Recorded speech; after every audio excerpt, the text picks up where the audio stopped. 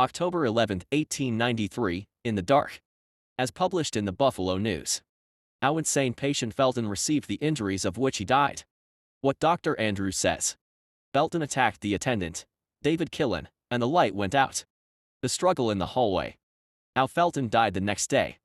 The name of the state hospital attendant who was in charge of patient George Felton during the latter's last day of life is David Killen, and his duties are mainly performed after dark, as he is what is known as a night nurse.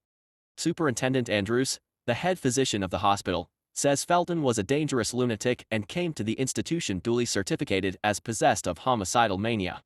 He was 48 years of age and a muscular man, the doctor told of the case to a reporter.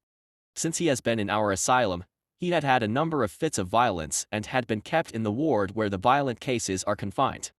On Monday morning, about 5 o'clock, he attracted attendant Killen's attention by loud cries of fire and demands to be released. He found him tearing the clothing from the bed. Killen unlocked the door and had barely entered the room when Felton set upon him, demanding to be let out and trying to get his keys away from him. The attendant was carrying a lantern, but it was knocked out of his hand and extinguished. Then the attendant and Felton had a struggle on the floor. Killen tells me the patient had him down twice. Presently, they broke away, and Felton got out of the room into the hall. He started along the hall until he came upon another of the patients who was sleeping in a bed on the floor. We are so crowded at present that some of the patients are obliged to sleep there. This patient is a Pole. When Felton ran on him, he jumped up and attacked Felton. Then, these two had a struggle. The attendant tried to separate them and had quite a serious time of it. But finally, the Pole went back to bed, and the attendant placed Felton in a chair in the hallway. The patient struggled and squirmed about and fell over with the chair upon the floor.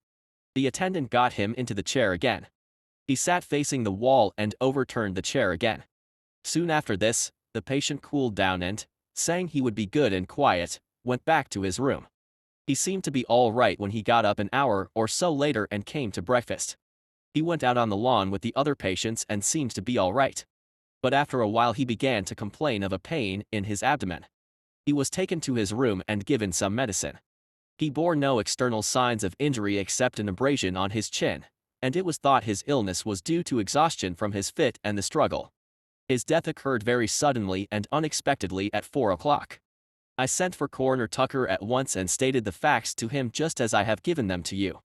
Whether Felton sustained his injuries in his encounter with Killen, or with the pole, or from falling from the chair, I am unable to say. The fact that the lantern was extinguished makes it uncertain in which of the two struggles he was hurt. So far as I am able to judge, I do not see that blame can be attached to anyone. Felton, as I said before, was a homicidal patient, and he was in a state of utter frenzy when he attacked the attendant. I heartily regret that such a thing should happen here. Some people might think we do not care about such things, but I assure you it is one of the most serious things a superintendent of an institution like this experienced and deplores. Mr. Killen is an experienced attendant, a graduated trained nurse, and is kind in manner. He has been here about a year and a half and has proved himself a good and considerate attendant. This is the first trouble he has ever been in. Did Killen strike the patient during the struggle? Was asked. No, he says he did not. They merely struggled on the floor. Then how'd his teeth fall out? Did he kneel on Felton? We have no account of his doing so, replied Dr. Andrews. The patient had the attendant down twice. Was Killen hurt very badly? No, only stiffened a bit. Was the other patient who struggled with Felton hurt? He had a few slight abrasions, that's all. Coroner Tucker has impaneled a jury and will begin an inquest